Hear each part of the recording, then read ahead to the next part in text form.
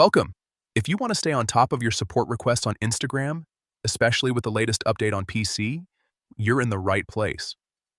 In this quick guide, I'll show you exactly how to turn on notifications for support requests so you never miss an important update again. Let's get started. First, open the Instagram app on your PC. Make sure you're logged into your account so you can access all the settings without any issues. Once you're on the main screen, look down to the bottom left corner. You'll see 3 horizontal lines. This is the menu icon. Go ahead and click on it to open the Options panel. From here, find and click on Settings.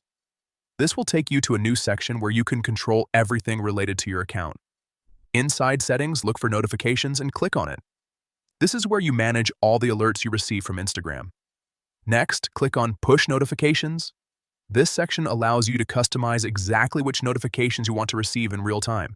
Now scroll through the list until you find Support Requests. Once you see it, simply select On. This ensures that any updates related to your support request will be delivered straight to you without delay. And that's it, you're all set. From now on, you'll be notified whenever there's activity or a response related to your support requests.